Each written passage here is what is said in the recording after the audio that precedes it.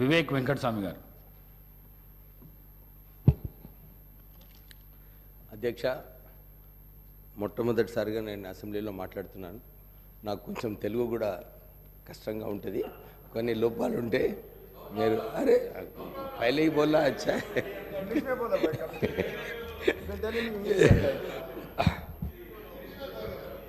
बोलिए जो भी आता बोलिए, जरा सुनो, सुनने के बाद डिस्कस करिए.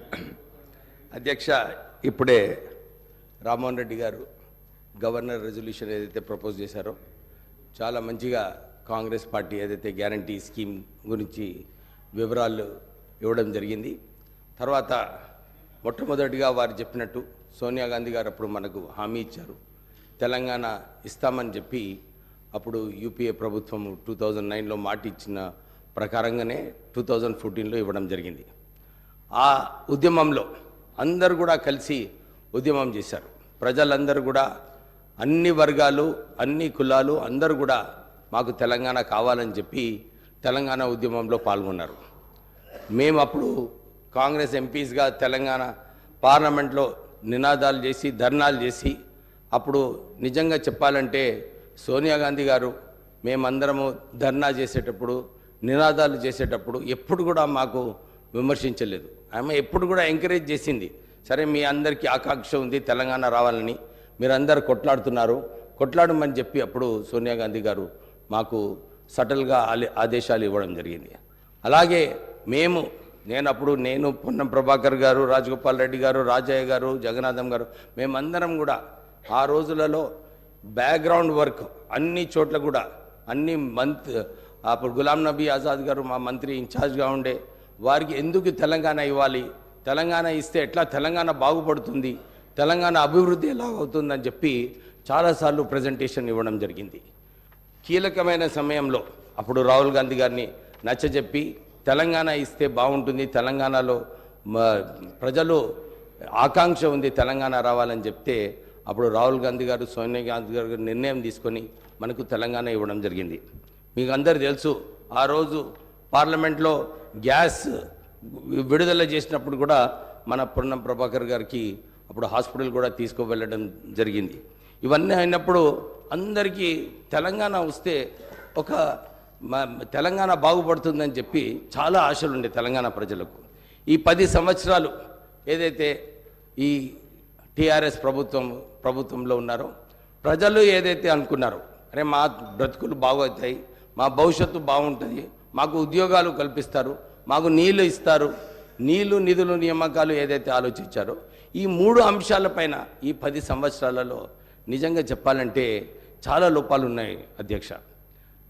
ఇంతకుముందు రామ్మోహన్ రెడ్డి గారు చెప్పినట్టు నీళ్ళ విషయం నేను తర్వాత తీసుకుంటాను, ఎందుకంటే ఆ కాళేశ్వరం ప్రాజెక్ట్ ఆ పెద్ద ప్రాజెక్ట్ అది, దాని గురించి చాలా వివరాలు ఇచ్చే అవసరం ఉంది.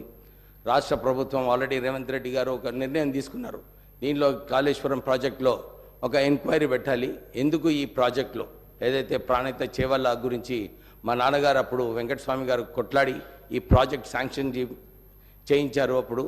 ఎందుకంటే అప్పుడు కేవలం ప్రత్యేకంగా తెలంగాణ ప్రజలకు నీళ్ళు వస్తాయి, 33,000 కోట్ల ప్రాజెక్ట్స్తో ఈ ప్రాణహిత చేవల్ల ఇంప్లిమెంట్ చేస్తే బాగుంటుందని చెప్పి అప్పుడు 11,000 కోట్ల రూపాయలు కూడా ఈ ప్రాణహిత చేవల్ల ఖర్చు పెట్టడం జరిగింది. కానీ కొత్త ప్రభుత్వం వచ్చిన తర్వాత గ్రావిటీతో వచ్చే ప్రాజెక్ట్ని తీసుకెళ్ళి కాళేశ్వరంలో పెట్టడము, ఇప్పుడు ఈరోజు కాళేశ్వరం ప్రాజెక్టులో ఏదైతే 5 సంవత్సరాలలో 1,200 టీఎంసీ నీళ్లు ఏదైతే తెలంగాణ ప్రజలకు రావాలో దాంట్లో కేవలము 40-50 టీఎంసీలు ఇవ్వడం జరిగింది. 1,00,000 కోట్ల రూపాయలు ఖర్చు పెట్టిన తర్వాత సంవత్సరానికి 10,000 కోట్ల రూపాయలు మిత్తి అధ్యక్ష దానిపైన. అంటే ఈ ప్రాజెక్ట్ వయబిలిటీ ఉందా లేదా? అప్పుడు మాకు చెన్నూరు ప్రాంతంలో, మంతిని ప్రాంతంలో, మంచిర్యాల మా పెద్దపల్లి పార్లమెంట్ నియోజకవర్గంలో ఎప్పుడు కూడా బ్యాక్ వాటర్స్ నీళ్లు రాకపోయేది. కానీ ఈ బ్యారేజెస్ కట్టిన తర్వాత ఈ బ్యాక్ వాటర్స్ వలన సుమారు 1,00,000 ఎకరాలు మునిగిపోవడము, అక్కడ మంచిర్యాల టౌన్లో ఇల్లులు కూడా మునిగిపోవడం జరిగింది. అయితే ఒక మంచి నిర్ణయం మా ముఖ్యమంత్రి గారు తీసుకున్నారు, దీంట్లో ఒక ఎంక్వైరీ పెట్టి నిజంగానే ఈ ప్రాజెక్ట్ ఏదైతే అంతకుముందు మహారాష్ట్రతో ఒప్పందం జరిగిందో ఇది నిజంగా రీడిజైన్ చేస్తూ ఇక్కడ మార్చే అవసరం ఉందా లేదా, దీంట్లో ఇన్ని వేల కోట్ల రూపాయలు ఎట్లా ఖర్చు అయినాయి, కాంట్రాక్టర్ అప్పుడు అందరూ కూడా అనుకున్నారు తెలంగాణ కాంట్రాక్టర్స్కి ఈ ప్రాజెక్ట్ లభిస్తుందని, కానీ మనం ఇచ్చింది ఈ కాంట్రాక్ట్ ఆంధ్ర కాంట్రాక్టర్స్కే.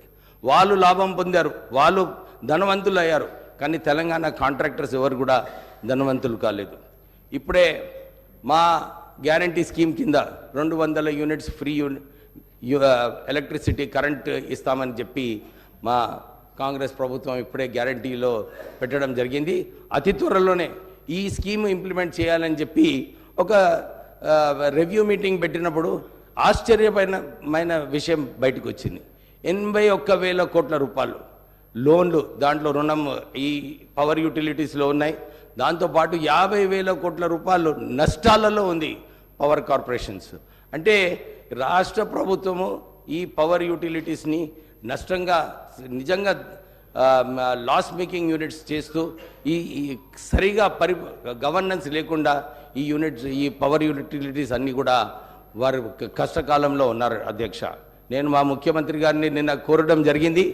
ఈ సింగరేణి సంస్థలో మా నాన్నగారు ఉన్నప్పుడు అప్పుడు 1150 మెగావాట్ల సింగరేణి పవర్ ప్లాంట్ స్థాపించడానికి మన్మోహన్ సింగ్ గారితో మాట్లాడి మా అన్నగారు వినోద్ గారు ఇంకా మా నాన్నగారు అప్పుడు కొట్లాడి ఈ ప్రాజెక్ట్ని తీసుకురావడం జరిగింది. దీంట్లో ఇంకొక 850 మెగావాట్ల పవర్ ప్లాంట్ పెట్టే అవసరం ఉంది. పెట్టినప్పుడు డెఫినెట్లీ మనం ఈ 200 యూనిట్లు ఏదైతే బీద ప్రజలకు ఇచ్చే కార్యక్రమం రాష్ట్ర ప్రభుత్వం తీసుకుందో దానికి సహకారపడేలాగా మన ఈ సింగరేణి పవర్ ప్లాంట్ కూడా సపోర్ట్ చేస్తుందని చెప్పి ఈ సభకు అధ్యక్షకు మీకు కోరుతూ, ఈ ప్రత్యేకంగా ఈ 10 సంవత్సరాలు ఒక నియంతృత్వ పాలన ఉండే. ఇప్పుడే వారు చెప్పినట్టు ఏ ఉద్యమం పోయినా కానీ అందరినీ అరెస్ట్ చేయడము, ఇంట్లో ఒక గంటలాది వాళ్ళందరికీ కూడా పోలీస్ స్టేషన్లో తీసుకెళ్ళి పొద్దున్న నుంచి సాయంత్రం వరకు పోలీస్ స్టేషన్లో పెట్టడము, తప్పుడు కేసులు పెట్టడము, అంటే ఈ నియంతృత్వ పాలన.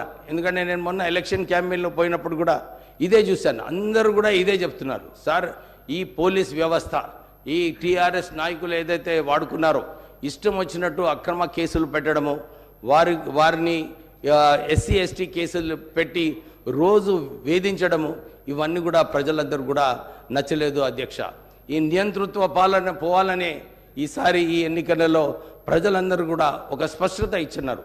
కాంగ్రెస్ ప్రభుత్వం రావాలి, మళ్ళీ ఒక ప్రజాస్వామిక తెలంగాణ రావాలని చెప్పి ప్రజలందరూ కూడా ఎన్నిక చేయడం జరిగింది. రేవంత్ రెడ్డి గారు ముఖ్యమంత్రి గారు అదే దాని ప్రకారంగా ఏదైతే ప్రజలు ఆశించారో ఒక ప్రజాస్వామిక తెలంగాణ ఉండాలని చెప్పి ఆల్రెడీ ప్రజావాణి కార్యక్రమంలో ఇది ప్రజల ప్రభుత్వం అని చెప్పి ఆల్రెడీ ప్రగతి భవన్ ఏదైతే ఇంపక్ కౌన్సిల్ ఉండేనో ఇవన్నీ కూడా తొలగించి ప్రజలకు అక్కడ యాక్సెస్గా చేయడం జరిగింది. అరే సార్ నైతే అబ్బితే కాంగ్రెస్ కౌశిక్ నువ్వు కూడా ఉన్నావు అప్పుడు, అట్లా ఉండే నా నిజంగా చెప్పు, ఎప్పుడు లేకుండే. సో